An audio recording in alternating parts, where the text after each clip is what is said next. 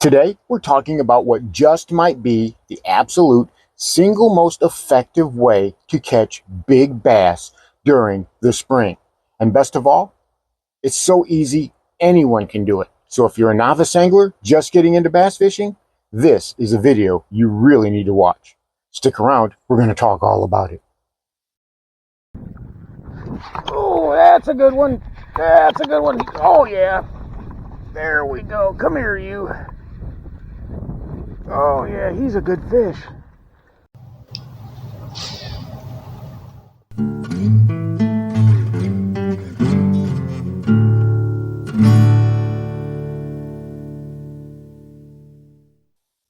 Welcome back to Lowbrow Fishing. And if you remember in a recent video, we talked all about this guy right here. Something I call the beetle swim.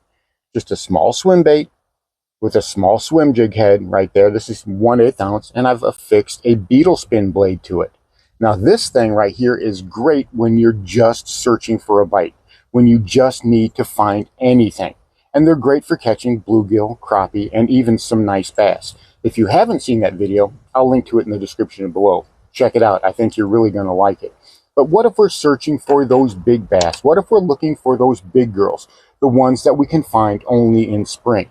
The 3-pounders, 4-pounders, 5-pounders, or more. What's the bait that we use then?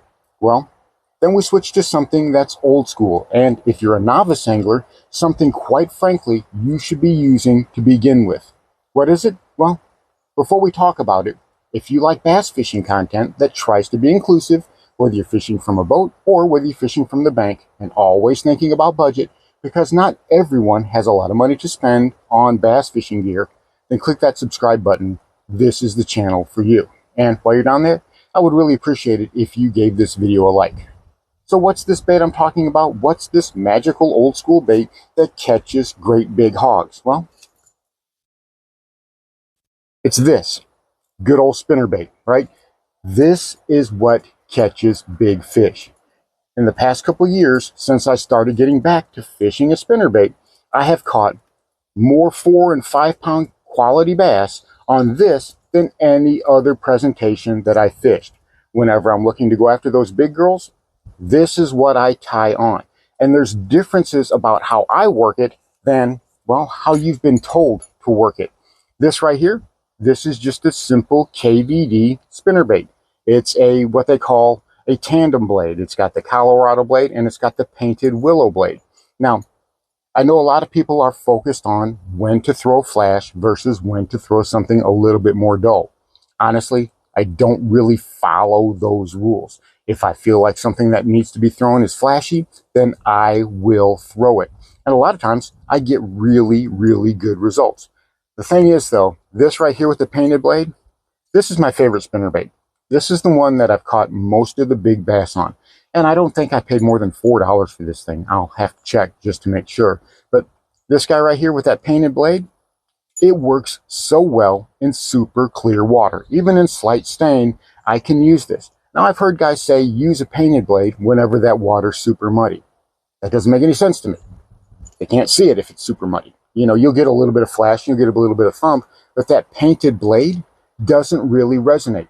This has got to look like another little fish that's right along next to this spinnerbait. You know, it just comes through the water, and you can see I've got just a small trailer on here. That's the type of way that I like to fish a spinnerbait. I like to put just a small trailer on there. Sometimes I don't even use a trailer at all, and that's where I'm using it. Now, if I've got a little bit of wind, that will work just great. Although, quite honestly, that's not a requirement. We always get hung up on those rules, don't we? You've got to have stained water, otherwise you can't throw flash. But if you've got a little bit of stained water, then you've got to throw these blades as opposed to those blades, and it just begins to be a chaotic mess. Think about it from the bass perspective. That's what we say. Throw what those bass want to bite. And a lot of times, they want to bite things that go against what you've been told. So always bear that in mind. If I have a chance to throw that painted spinner blade, I'm going to use it. Again, about the only thing that I really like to have is some wind. And in the springtime, you're going to get plenty of that. I don't care what part of the country you're in. And it's so simple and so easy to fish.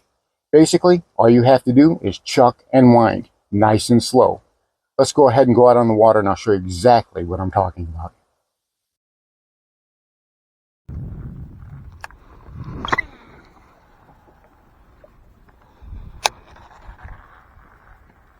Cast it out there and just slow crank it back.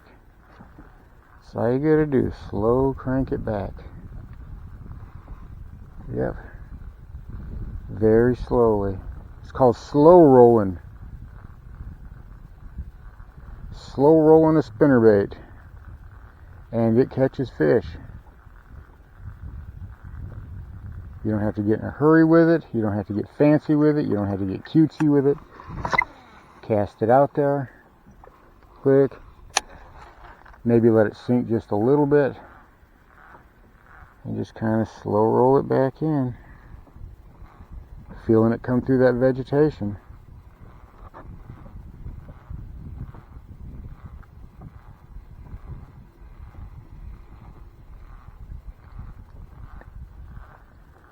Just a little bit of flash when that water's got some stain. It doesn't matter. I mean, we've got light wind and clear bluebird skies.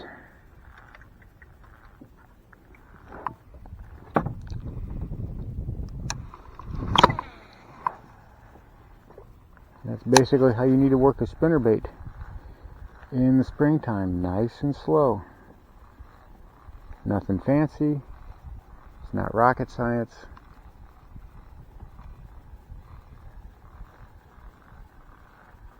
Cast it out. Bring it back nice and slow. And catch fish. Okay, super simple. Depending on the water, depending on the depth, depending on the vegetation, cast it out there and let it fall. You might want to run it just below the surface, in which case, engage the reel very quickly. Or you can give it a few seconds and let it fall down. Reel it nice and slow. It comes through the vegetation like a breeze. You'd be amazed at how well a spinnerbait can come through vegetation. You know, just the other day, the wife and I were out on the big lake and we were throwing different lures, different variations, different presentations, and we were getting bites, but we weren't getting the fish that we want. So I decided I was going to bite the bullet. I was going to tie on a spinnerbait and I was going to go to town. And it didn't take very long at all. And I'm telling you what, I hooked into a really nice fish. Your boat wouldn't have been touching anyway.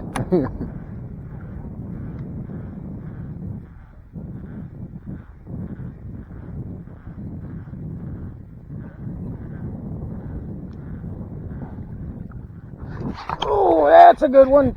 That's a good one. Oh, yeah. There we go. Come here, you. Oh, yeah, he's a good fish. Look at that. Yep. That was the ticket, was that gold spinnerbait. All right.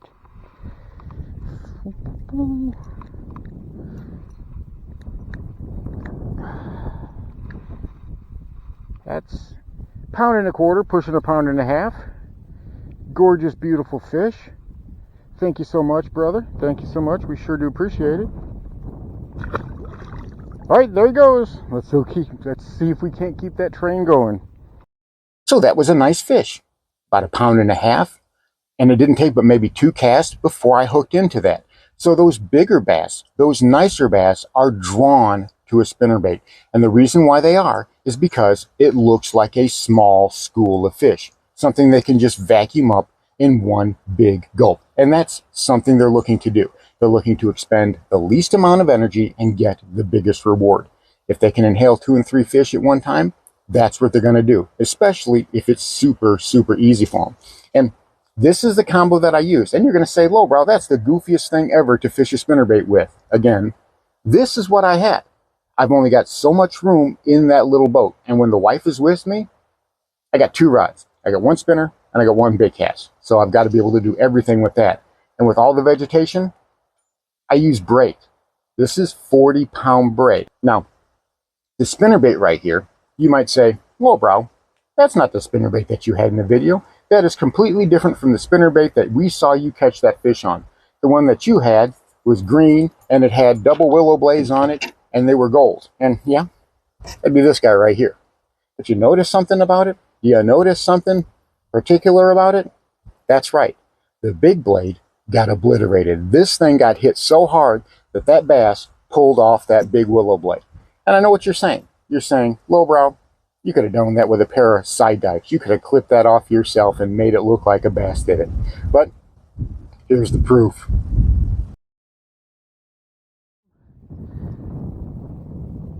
That's what he went after. He went after the blade. You painted my tuchus. You ate the stinking spinnerbait blade. Now that's a new one. That's a new one. He ate the stinking spinner blade off. Just bit it right off. Oh well. So a monster bite. And, well, I'm going to have to do some repairs on this one because I really do like this spinnerbait. Again, yesterday, out in that water, they wanted that double gold willow. And that's what they gravitated to. Now, I got bites on the other one, but this is the one that they were really trying to crush. Bright blue skies, a little bit of wind, and this green color. Now, again, we are right in the middle of the spawn. So that was kind of what you call a premeditated decision. I thought about that beforehand because right now those bass are keying off on bluegill. They do not like bluegill, especially during the spawn, right? Because those bluegills are notorious for invading the bass's beds and eating the fry and eating the eggs. So I went with this on purpose, and it worked great. It proved to be exactly what I needed. As a matter of fact, a little bit too much, as that spinnerbait got obliterated, and I'm going to have to fix that willow blade. So there you go. That's exactly what you need to be fishing this time of year. Slow roll that spinnerbait, cast it out there, and bring it back to you slowly. Don't worry about the conditions so much, other than what type of spinnerbait you want to throw. Bass don't care about flash in the same way that we assign to them. It can be a bright bluebird sky. It could be gin clear water. And sometimes a little flash, or even more flash, is going to be just the ticket to draw those bass in and get you those big strikes that you've been looking for. So there you have it. Whenever you're going for those giants during the spring, you know exactly what to tie on and how to fish it. Try it out for yourself, and I bet you'll be amazed at the size and quality of the bass that you catch. Thanks for watching Lowbrow Fishing. We'll catch you in the next one.